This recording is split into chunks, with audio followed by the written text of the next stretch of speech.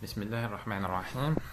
Aujourd'hui, on va continuer dans nos cycles de formation dans la lecture de l'électrocardiogramme. Aujourd'hui, on va voir l'item numéro 2. On va entrer dans les électrocardiogrammes pathologiques. On va voir les hypertrophies.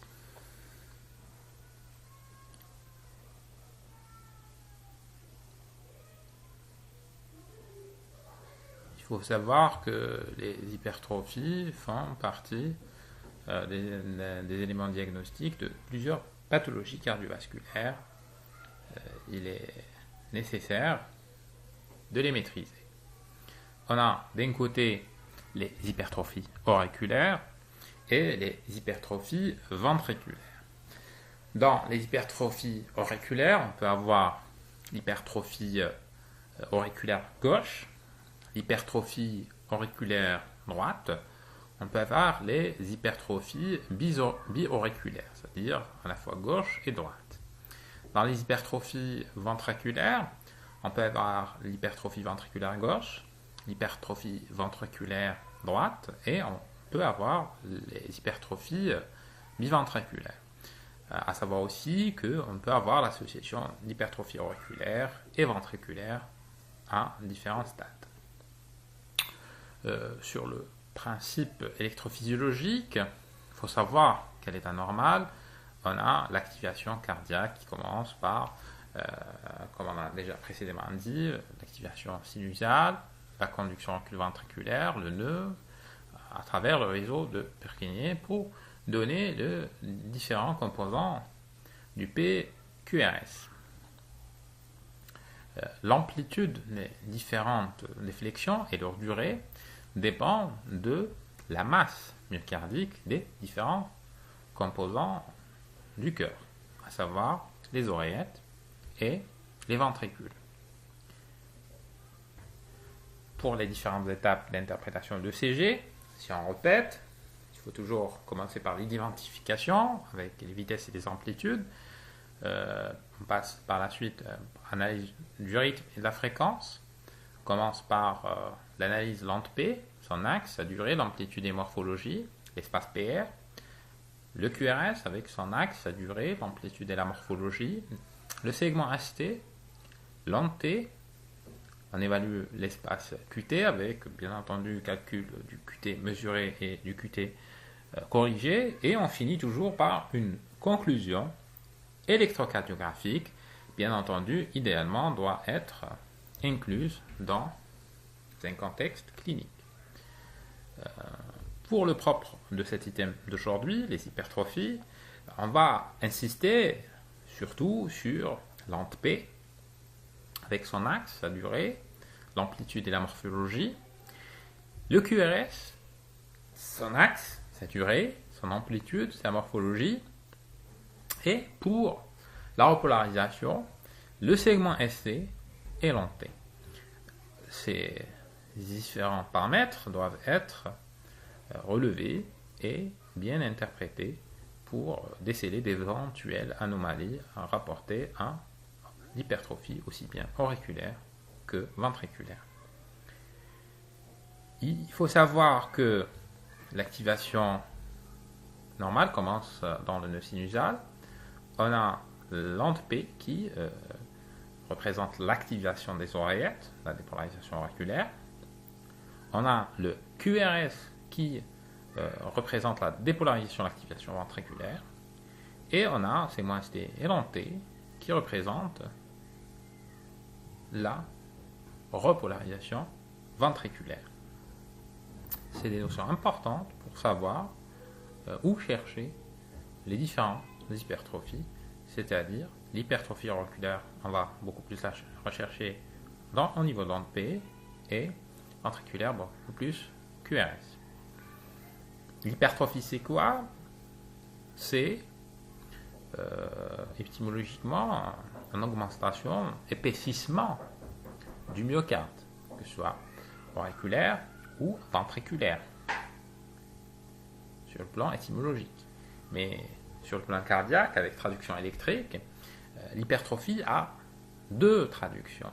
C'est soit une hypertrophie vraie avec épaississement, soit beaucoup plus, on peut avoir une augmentation de la masse myocardique par dilatation, c'est-à-dire une cavité dilatée à une masse théoriquement musculaire plus importante. Une étape importante, c'est-à-dire dans l'hypertrophie, on va s'intéresser en grande partie au voltage, aux amplitudes. C'est pourquoi une étape cruciale, c'est toujours de vérifier les vitesses et les amplitudes. L'unité de base Lachmann, 25 mm par seconde, c'est-à-dire 1 mm équivaut à 0,04 secondes, et 1 mm, 1 millivolt.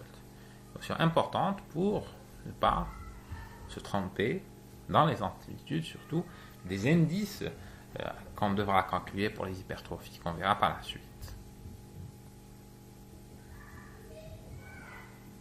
On va commencer par les hypertrophies auriculaires, c'est-à-dire c'est des hypertrophies touchant l'oreillette gauche, l'oreillette droite ou les deux oreillettes. C'est-à-dire, dans ce cas-là, comme vous le savez, le tissu auriculaire n'est pas vraiment très musclé, n'est pas comme le tissu ventriculaire. Ici, ça reflète beaucoup plus, généralement, une dilatation des oreillettes, que ce soit l'oreillette gauche, l'oreillette droite ou les deux à la fois. Dans les hypertrophies auriculaires, on va commencer par les hypertrophies en général, c'est-à-dire comment expliquer, c'est-à-dire la dépolarisation de l'oreillette normale donne des ondes P normales, c'est-à-dire un axe normal entre 0,90, une durée inférieure à 0,12 secondes et une amplitude inférieure à 2,5 mm. L'onde P reflète la dépolarisation de l'oreillette droite et de l'oreillette gauche, de telle sorte qu'on a la lente P est grosso modo composée d'une onde de dépolarisation en rouge de l'oreillette droite et en vert de l'oreillette gauche, et leur sommation va donner l'onde P qui normalement est d'une durée inférieure à 0,12, l'amplitude inférieure à 2,5. C'est-à-dire, si on synthétise, habituellement les ondes P sont le mieux visibles dans les dérivations D2 et V1. Leur durée est inférieure à 0,12 secondes. L'amplitude est inférieure à 0,25 mV, c'est-à-dire inférieure à 2,5 mm. Leur axe est généralement entre 0 et 75. Le plus souvent, on le retrouve en D2 à plus 60 degrés. Et elle a une morphologie particulière, elle est biphasique en vert, comme c'est schématisé.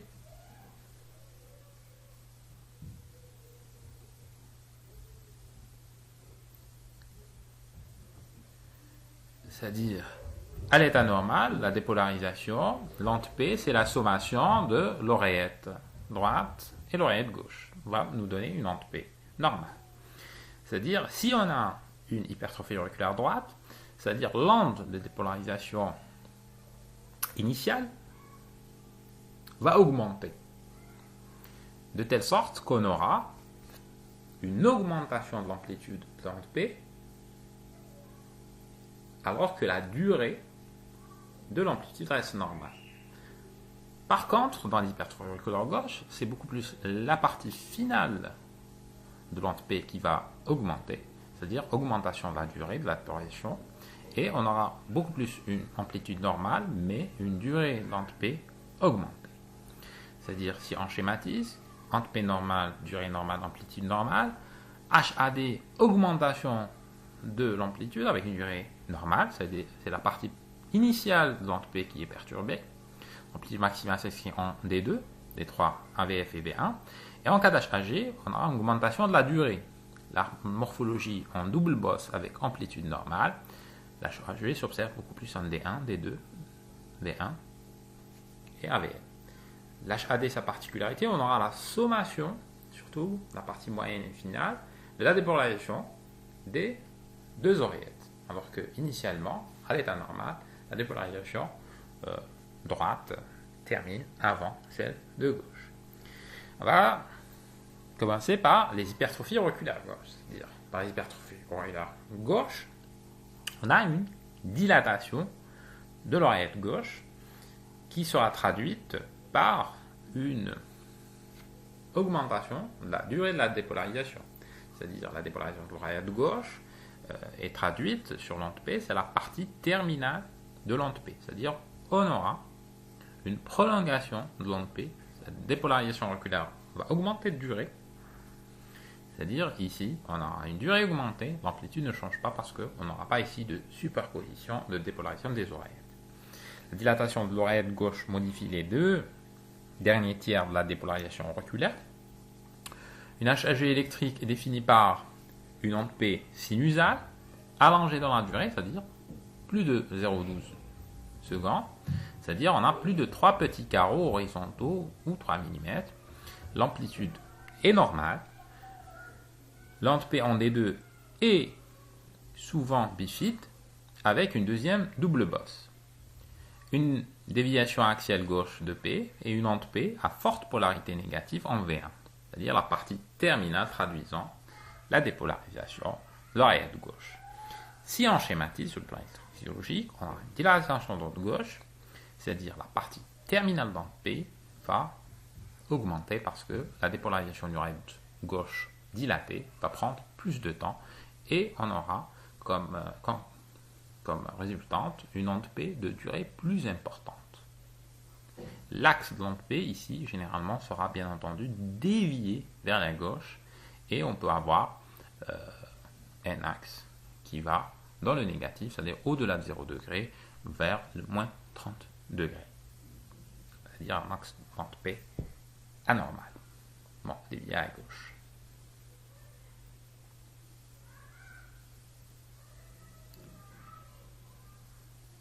Cette déviation va donner un aspect morphologique différent de ce à l'état normal. On pourra avoir ce qu'on appelle un aspect en double bosse avec durée augmentée, sachant que l'amplitude reste toujours normale. Une HAG isolée ne donne jamais une augmentation de l'amplitude de l'onde P. On aura uniquement une augmentation de la durée de l'onde P qui dépassera les 0,12 secondes. La morphologie va différer et c'est surtout l'aspect en double bosse, surtout en D2, qui est assez typique. En V1, un aspect aussi typique, c'est-à-dire on a une négativité profonde et traînante avec un indice de Morris PXL supérieur à 1 mm en HAG, c'est-à-dire la négativité profonde de la partie terminale négative de l'onde P. C'est-à-dire un aspect biphasique, diphasique exagéré en cas d'HAG, avec une négativité prédominante, traduisant d'un côté l'augmentation de la durée de dépolarisation et l'axe dévié à gauche. Et ici, dans ce schéma, on a la traduction caricaturale d'une HAG, c'est-à-dire bien vue dans la dérivation V1, avec un aspect biphasique, avec prolongation de la partie terminale négative de l'onde P, traduisant la dépolarisation de l'oreillette gauche, qui est plus grande durée et qui est nettement plus négative que celle observée dans des ondes P normales. Et une règle importante, c'est toujours, on est dans le cas de rythme sinusal, c'est-à-dire la dépolarisation doit être déclenchée au niveau sinusal, d'accord? Parce que si on a un rythme ectopique, c'est-à-dire des extrasystoles avec une essence aberrante dans une localisation des oreillettes, tous ces règles de durée, d'amplitude, de morphologie d'axe sont changées et ne peuvent être utilisées pour le diagnostic des hypertrophies. C'est pourquoi il est important de vérifier toujours qu'on est dans un rythme sinusal. C'est-à-dire on est devant une onde P et une conduction reculo-ventriculaire, bien entendu.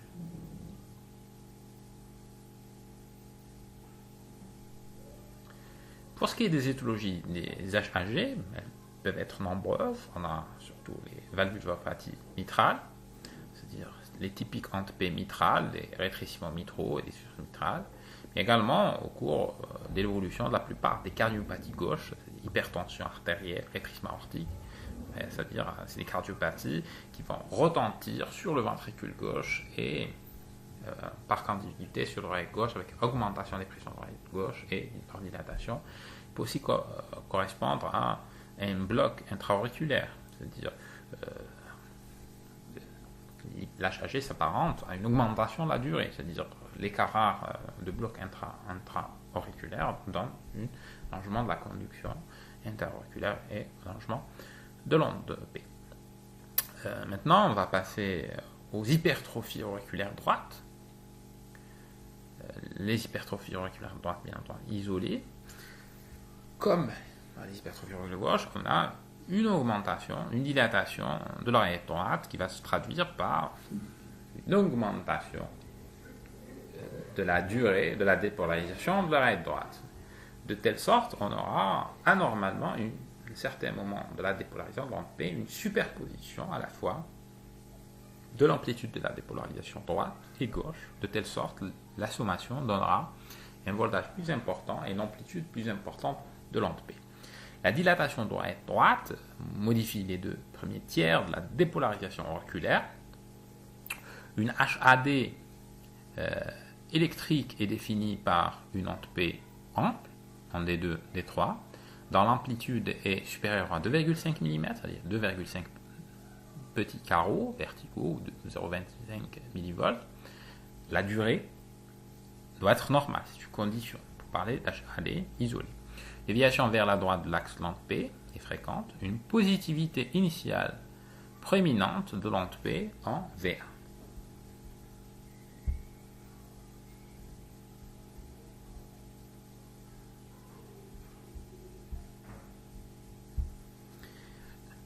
L'HAD est accompagné d'une augmentation, comme on a dit, de l'amplitude sans augmentation de la durée.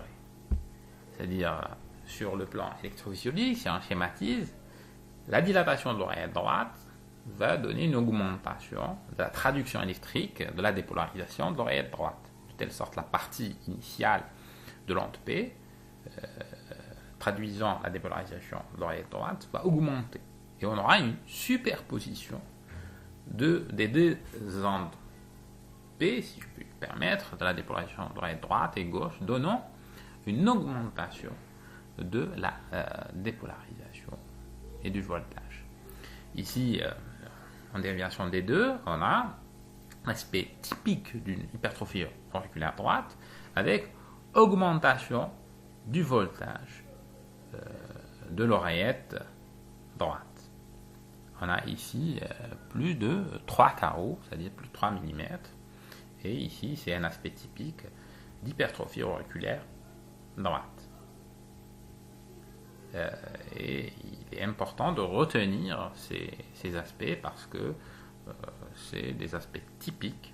Ici, comme vous voyez, la durée de l'onde P est normale.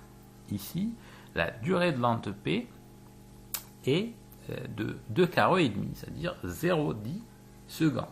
C'est-à-dire la durée de cette onde P est inférieure à 0,12 secondes. C'est-à-dire on a une amplitude de 3 mm et une durée de 0,10 secondes. À la définition propre de l'hypertrophie auriculaire droite isolée.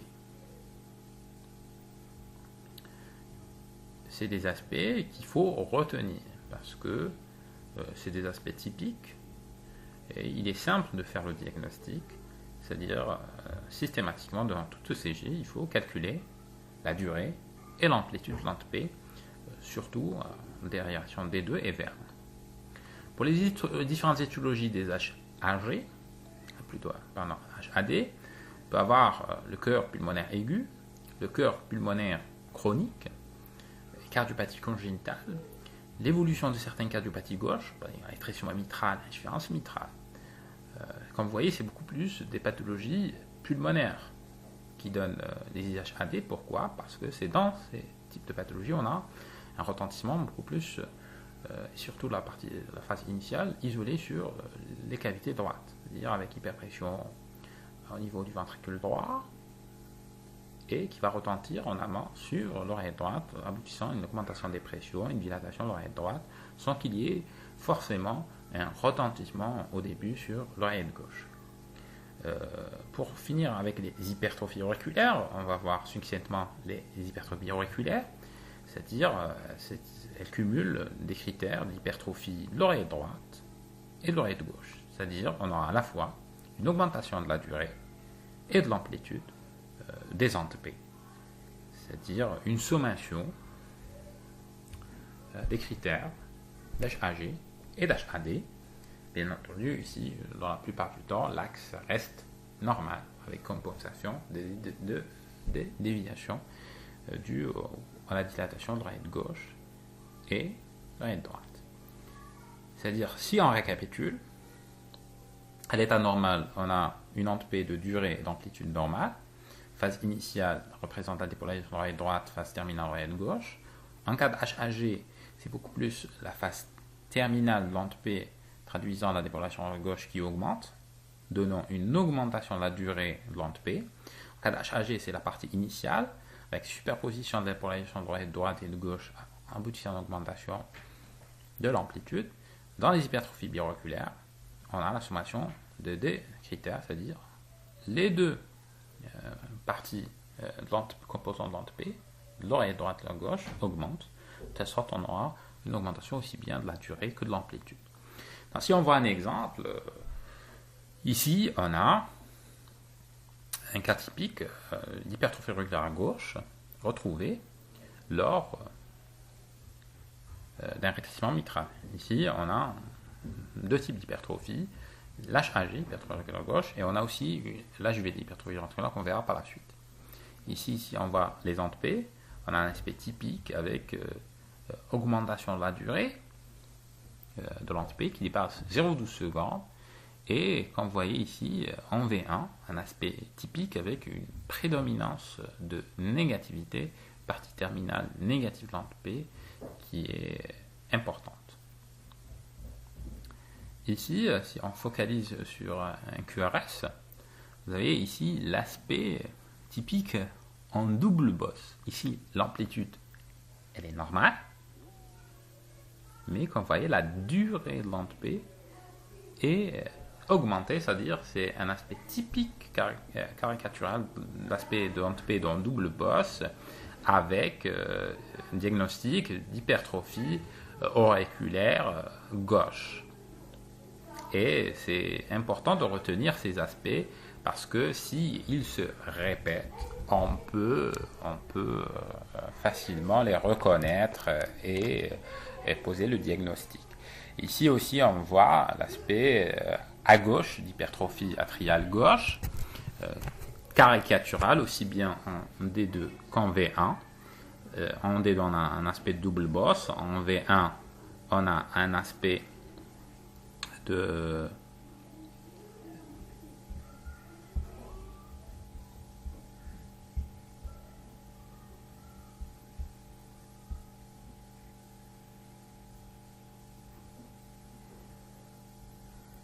négativité prédominante en V1.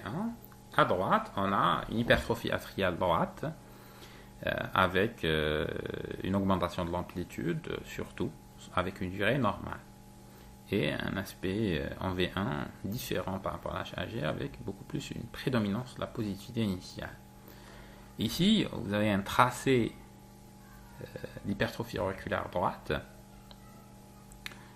Comme vous voyez, un aspect typique par exemple en D2, durée normale, avec une amplitude augmentée de l'onde P qui dépasse les 3 mm. C'est un aspect typique d'hypertrophie auriculaire droite.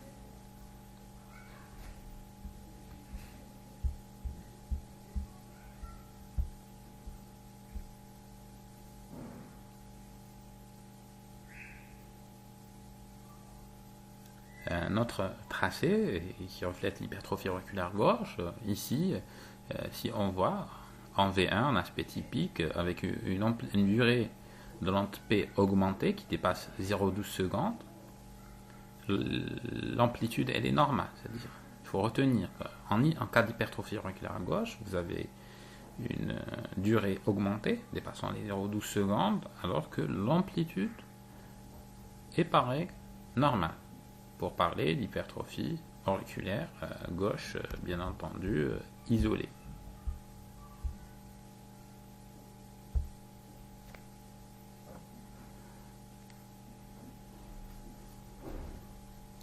Ici, un autre exemple, mais ici l'hypertrophie auriculaire droite, comme vous voyez ici, si on calcule l'amplitude de l'ante P, surtout en D2, qui est bien visible en D2, on la retrouve dépassant les 3 mm avec une durée normale. C'est la définition même d'hypertrophie auriculaire droite.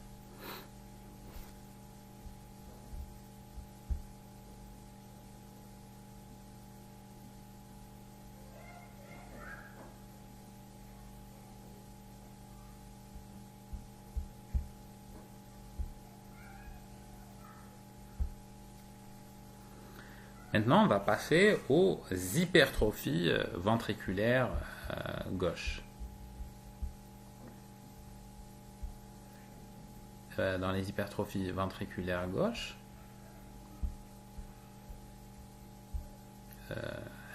qui sont retrouvées dans plusieurs pathologies.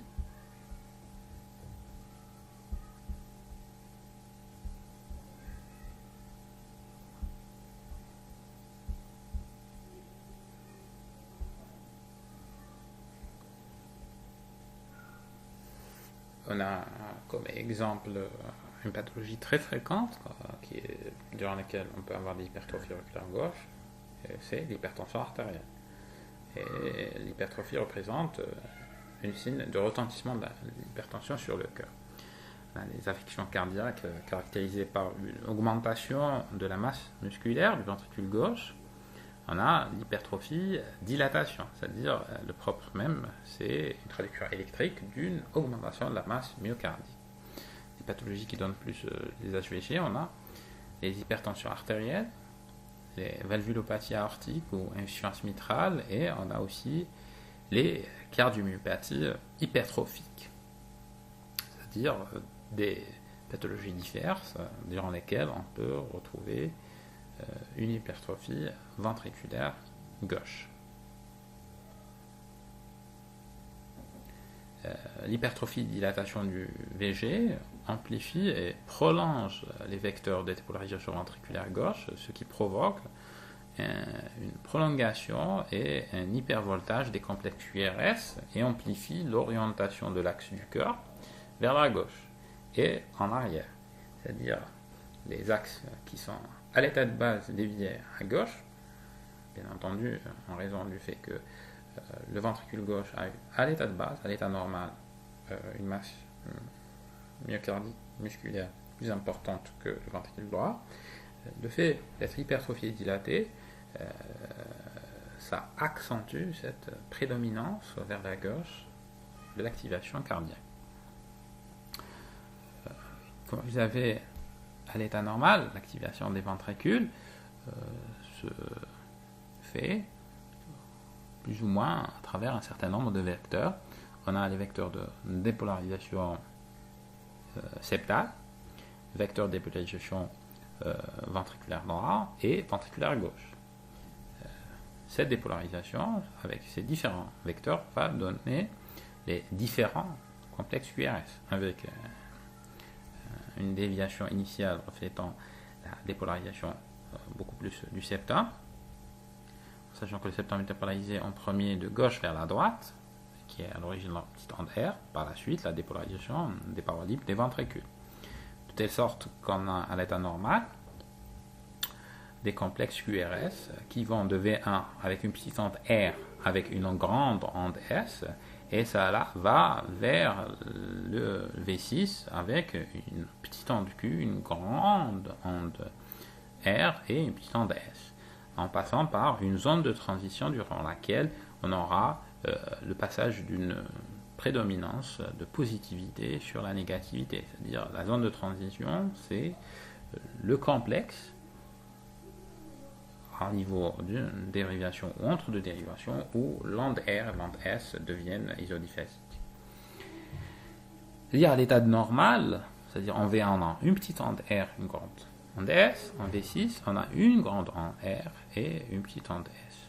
En cas d'hypertrophie ventriculaire gauche, c'est-à-dire c'est le vecteur final de la dépolarisation ventriculaire gauche qui augmente, c'est-à-dire ici on aura une très grande onde S en V1 et une très grande onde R en V6. Alors qu'en cas d'HVD, c'est la partie beaucoup plus initiale qui augmente, celle des ventricules droits, on aura une grande onde R en V1 et une grande onde R en V6. Et résultat électrique, on aura une grande onde R en précordial gauche et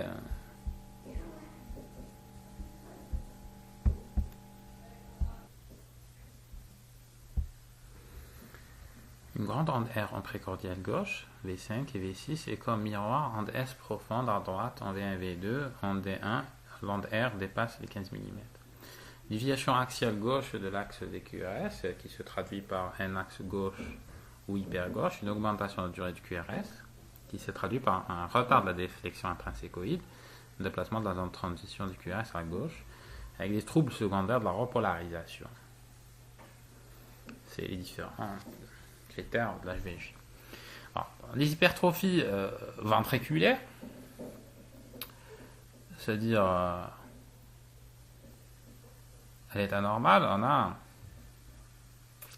l'axe normal est entre 0,90 en D1 puis en AVF, c'est-à-dire si on veut calculer l'axe, c'est-à-dire grosso modo l'axe normal c'est l'hémiquadrant vert, c'est-à-dire un axe normal, c'est-à-dire grosso modo on aura des QRS positifs en D1 et AVF pour être dans l'hémicadran vert, c'est-à-dire s'il y a un équilibre entre les déviations normales droite et gauche.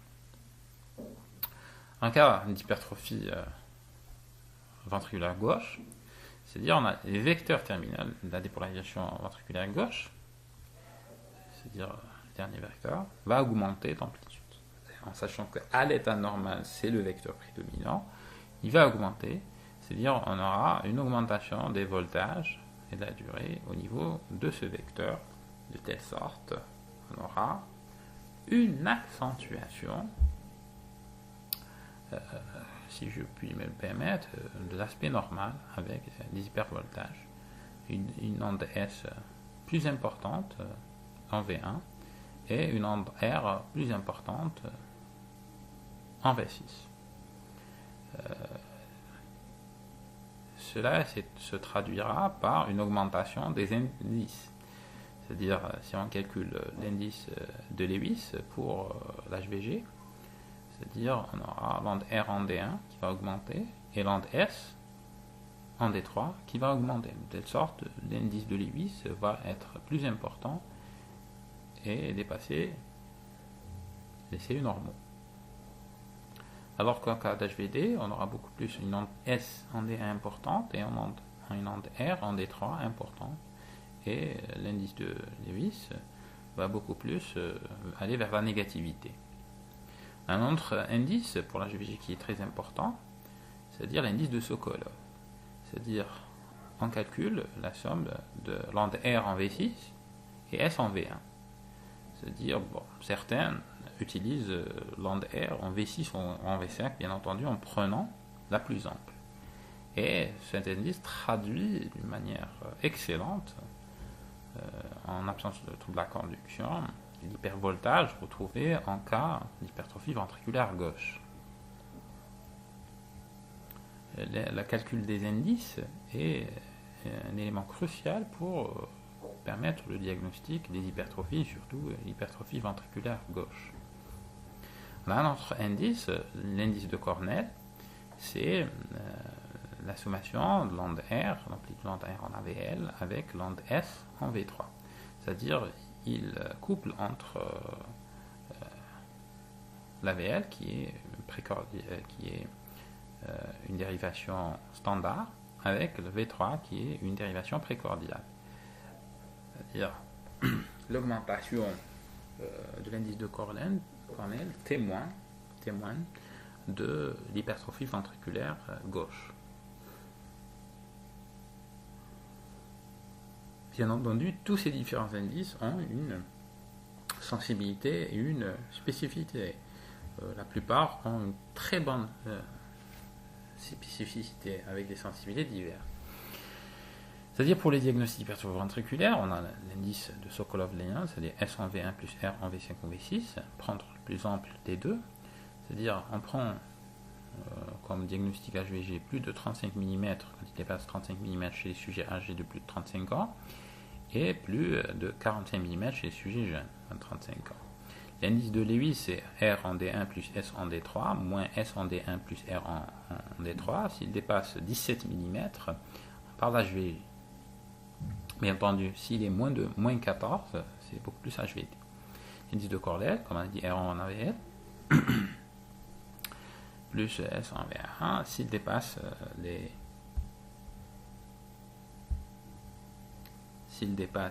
28 chez l'homme et les 22 chez la femme, on parle d'HVG. Un exemple de calcul de l'indice de Sokolov, ici dans ce CG, si on calcule l'onde R en V5 qui dépasse celle en V6, on retrouve 29 mm. On calcule l'onde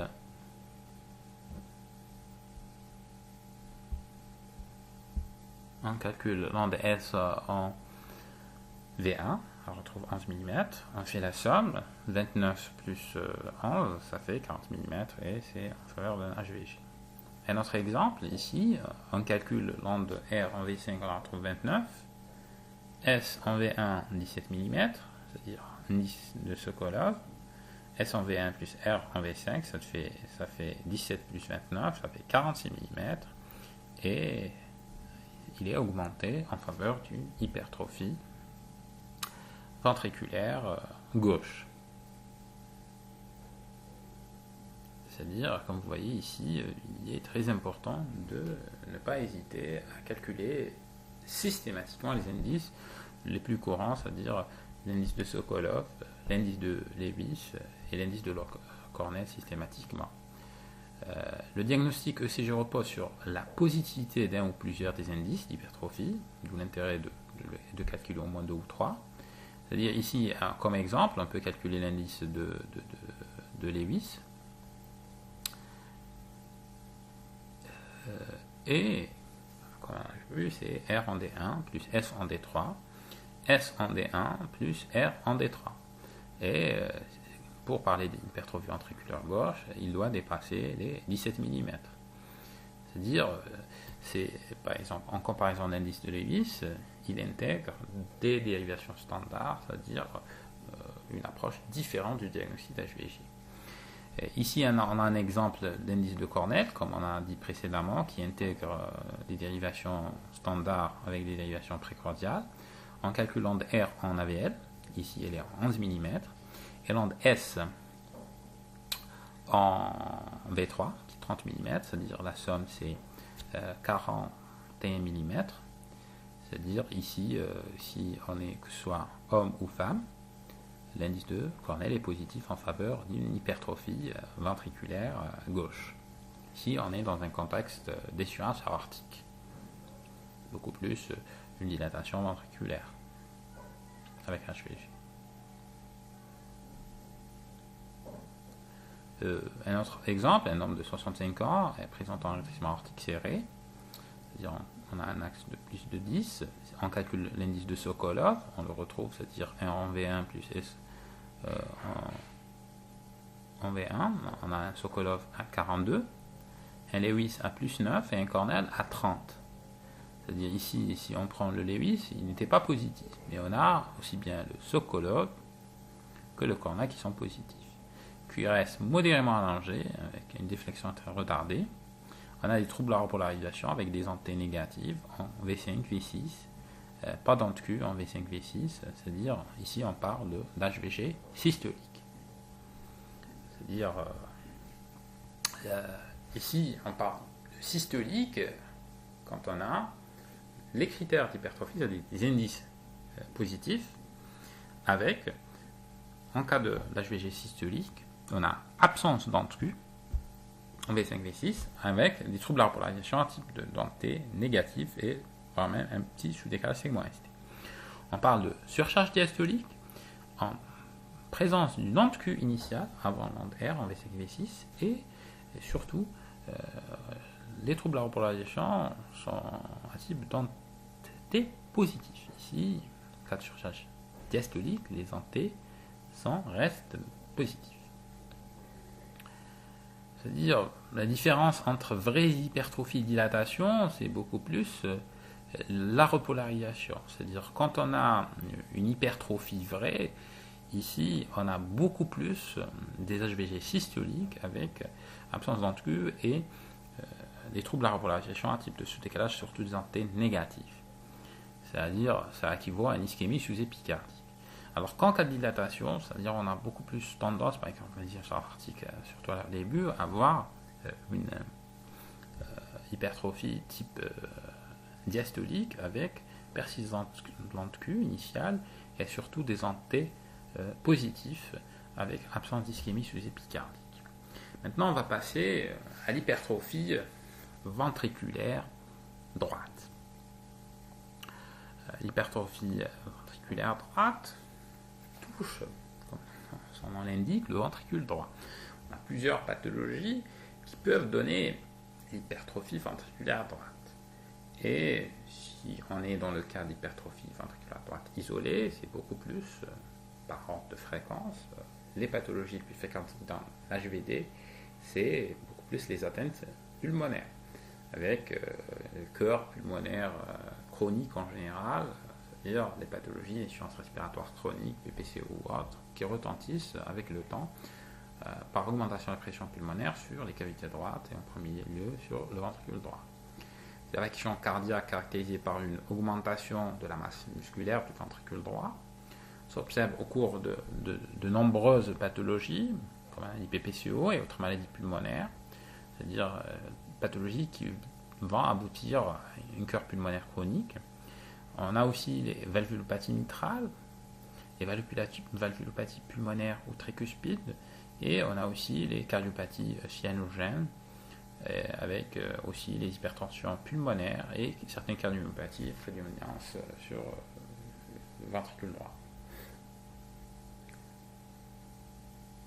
Retenir surtout les pathologies pulmonaires qui sont assez fréquentes. Ici, on a, par rapport à l'état normal, une augmentation de la masse ventriculaire droite, c'est-à-dire c'est la partie initiale, c'est les vecteurs initiaux, c'est-à-dire le deuxième vecteur qui traduit la dépolarisation du ventricule droit.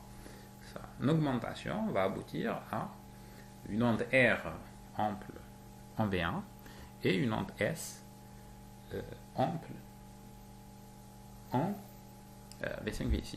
C'est-à-dire ici, par rapport à l'HVD modifie complètement les vecteurs de dépolarisation ventriculaire. Par exemple, dans l'HVG, on a beaucoup plus une accentuation, alors que l'HVD modifie totalement les vecteurs, et de telle sorte qu'en cas d'HVD, on aura déjà une déviation axiale droite, aboutissant à des modifications quasiment de tous les QRS.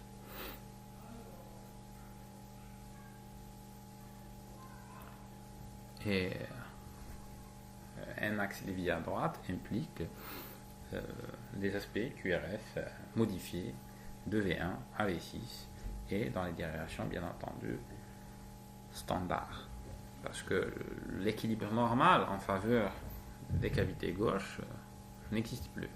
Et ici on aura une dilatation, hypertrophie ventriculaire droite qui modifie cet équilibre. Les signes sont peu sensibles car les vecteurs électriques générés par le ventricule droit antérieur et droit doivent être suffisants pour s'opposer à l'expression naturellement prépondérante de ceux engendrés par le ventricule gauche, latéraux et gauche. C'est-à-dire, pour qu'une HVD soit visible électriquement, il faut vraiment qu'il y ait un retentissement anatomique, c'est-à-dire propre, important sur le ventricule droit, de telle sorte que ce ventricule droit augmente d'une manière assez conséquente ces vecteurs pouvant contrebalancer les vecteurs initiaux, les vecteurs normaux du ventricule gauche qui sont à l'état normal important. Le diagnostic électrique doit être évoqué devant une déviation axiale droite, une augmentation d'amplitude et de durée des ondes R en précordiale droite et ou des ondes S en précordiale gauche. Une déviation axiale droite supérieure ou égale à 90 degrés serait le signe le plus précoce. Il s'accompagne fréquemment d'un aspect S1Q3 de signification voisine. En V1, l'onde R est ample et l'onde S réduite, aspect R en ou RS avec R supérieur à 6 mm, S inférieur à 2 mm, une onde Q et ou une onde R élargie avec des flexions insécoïdes dépassant les 35 millisecondes. La zone de transition est très étalée, R est égal à S sur plusieurs déviations. C'est-à-dire schématiquement, l'HVD se traduit par quoi? Surtout en V1, onde R importante, et en V6, une onde S importante. Dans les déviations standards, on a ici en D1, l'onde S qui est importante, et en D3, une onde Q présente, aussi bien en D2 et aussi en D3. Chose qui est anormale, avec ici, comme vous voyez, un aspect S1, Q3, c'est-à-dire onde S en D1 et en Q initial en D3. Pour finir, on peut terminer avec les hypertrophies biventriculaires. C'est-à-dire, chez un bas de patient, le CG couple à la fois une hypertrophie ventriculaire gauche et hypertrophie ventriculaire droite. Comme vous voyez, c'est une association qui n'est pas anodine et, comme vous le supposez, parfois difficile de diagnostic parce que si on voit les vecteurs d'activation ventriculaire, c'est des vecteurs qui se contrebalancent et le fait d'avoir une hypertrophie des deux ventricules, si elle est harmonieuse, ça va être contrebalancé de telle sorte qu'on peut avoir même des aspects normaux ou une prédominance d'une hypertrophie sur une autre, annulant les effets d'une par rapport à l'autre.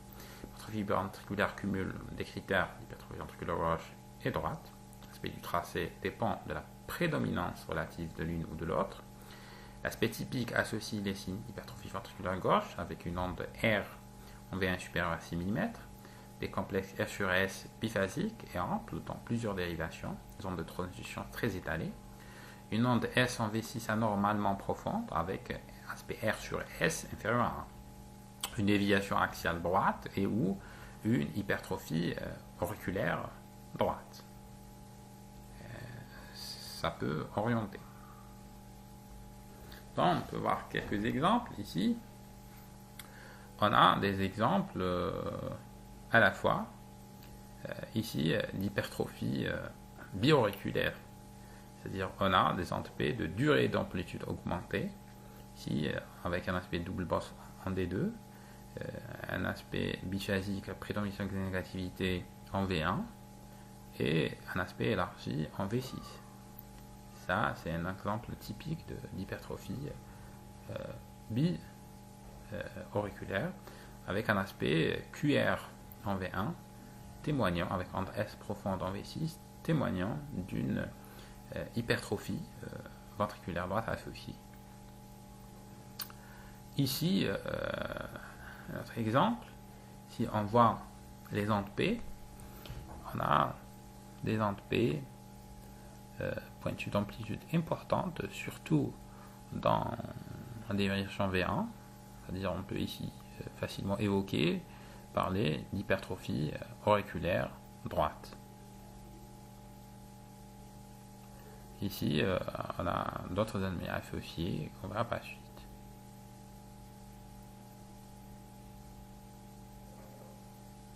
Une notion importante, il faut toujours rappeler que dans l'hypertrophie auriculaire, il faut qu'on ait un rythme sinusal. Un autre exemple, ici, déjà, l'agrandissement, le zoom sur un DQRS, c'est pour vous montrer que ici, on a une durée de l'onde P qui est à 0 ou légèrement supérieur à 0,12 secondes. Ici, on est dans un cas d'hypertrophie auriculaire gauche. C'est-à-dire, c'est des données, des éléments importants qui peuvent aider à orienter vers certaines pathologies. Bien entendu, en association aux éléments électriques, bien entendu, il faut toujours commencer par la clinique avec la recherche, bien entendu, de souffle, de valvulopathie ou autre. Ici, déjà, en voyant premier coup le CG, on a des voltages qui sont augmentés. Bien entendu, on vérifie toujours notre étalonnage, qui est standard. Ici, on a une onde R en V5 de 29 mm, S en V1 de 17 mm. Si on fait la somme, on retrouve 46 mm, c'est-à-dire on a un indice de Sokolov positif augmenté en faveur d'une hypertrophie ventriculaire gauche. Ici, on a une onde absente d'entrée en V5, V6, c'est-à-dire des ondes T négatives avec trouble de la polarisation V5, V6. On peut dire que c'est une hypertrophie ventriculaire gauche type systolique. Ici, on a un autre exemple associant deux types d'hypertrophie. Ici, on a la durée lente P qui dépasse les 0,12 secondes avec une amplitude normale. On peut parler d'hypertrophie auriculaire artérielle gauche. On a d'un autre côté des amplitudes, des voltages importants. Ici, aussi bien si on calcule par exemple l'indice de Sokolov, il est largement augmenté. C'est-à-dire si on prend l'onde R en V5 et l'onde S en V1, ça dépasse largement les 45 mm. Et ici, on parle d'hypertrophie ventriculaire gauche type systolique. Un autre exemple, ici, un patient avec rétissement mitral, on a une HAG avec une durée de lente P dépassant les 0,12 secondes. C'est-à-dire on a une lente P sinusale allongée témoignant d'une HAG. L'axe est dévié à droite et on a un aspect d'onde R ample en V1 avec S supérieur en S en V1 fait 2, c'est-à-dire un aspect normal orientant vers une hypertrophie ventriculaire droite. Ici un autre exemple, l'hypertrophie auriculaire droite. Alors, comme on voit, une onde P d'amplitude importante, dépassant les 2,5 mm. Ici, c'est un contexte de BPCO qu'on voyait patient emphysémateux avec dyspnée aiguë. On a un onde P sinusale dépassant les 2,5 mm.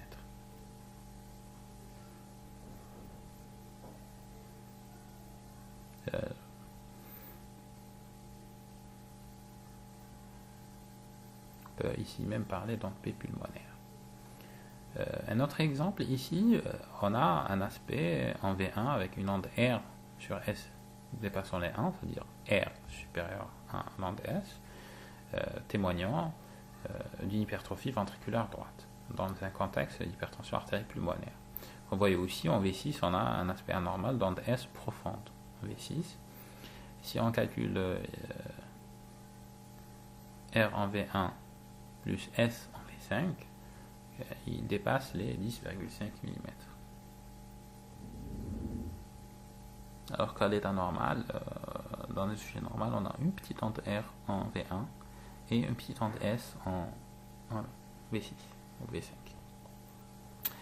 Ici un autre exemple avec hypervoltage, c'est-à-dire si on calcule l'indice de Sokolov ici, on prend le R en V5 qui est plus ample par rapport à V6, plus S en V1, la somme va nous donner 45 mm, c'est-à-dire on a un indice de Sokolov positif augmenté en faveur d'une hypertrophie ventriculaire gauche. Comme vous voyez ici, on a une absence d'onde Q en V5 et V6 avec trouble à la polarisation à type lente négative, ischémie cardiaque en V5 V6. C'est-à-dire ici on peut dire qu'on a une hypertrophie ventriculaire gauche type systolique. Ici on peut aussi calculer l'indice de Cornell ou de Lewis, qui sont aussi augmentées.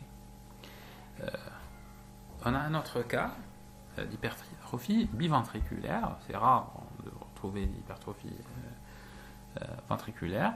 Ici, comme vous voyez, on a à la fois des critères de surcharge ventriculaire droite avec une onde R ample, avec un aspect typique QR, avec une onde R géante, témoignant d'une hypertrophie ventriculaire droite, et des troubles à repolarisation. Ici aussi, si on calcule les différents indices d'hypertrophie ventriculaire gauche, on va les retrouver augmentés. Ici, bien entendu, ce n'est pas le Sokolov qui doit être calculé, on calcule le Cornell et le Lewis. Un autre exemple, ici, on a un aspect QR en V1 témoignant d'une hypertrophie ventriculaire droite. D'accord. Il faut bien observer le CG. Ici, on focalise surtout sur l'anomalie d'hypertrophie. Dans cette CG, on a aussi, par exemple, d'autres anomalies. Par exemple, un PR qui est prolongé, témoignant d'une BAV premier degré. On verra par exemple dans un autre item. C'est-à-dire, dans ce cycle de formation, de lecture de CG, on se focalisera beaucoup plus sur l'initiation. C'est-à-dire, on essaiera d'identifier anomalie par anomalie. Et bien entendu, dans des cycles suivants de perfectionnement, on essaiera d'approfondir notre lecture en essayant de faire des lectures critiques d'électrocardiogramme couplant différentes anomalies. Sur un ECG seul, on peut avoir 2, 3, 4, voire même plus d'anomalies associées. Par exemple, on peut avoir un infarctus compliqué, de troubles de la conduction, de troubles du rythme sur un sujet qui a déjà de l'hypertrophie, d'autres anomalies. Un autre tracé ici où on a des voltages augmentés. C'est-à-dire, de premier abord, si on calcule, l'onde R elle est plus ample en V5, c'est-à-dire on a 6 carreaux fois 5, c'est-à-dire on a 30, plus de 30 mm en V5. En V1, on a presque 4 carreaux, c'est-à-dire 20 mm, c'est-à-dire 30 plus 20 mm, ça fait 50. C'est-à-dire on a un indice de Sokolov d'emblée avoisinant les 50 mm, c'est-à-dire ici on est dans un cas d'hypertrophie ventriculaire gauche. Ici on a une onde Q en V5, V6 avec des antépositifs, c'est-à-dire on est dans le cas d'hypertrophie ventriculaire gauche type diastolique.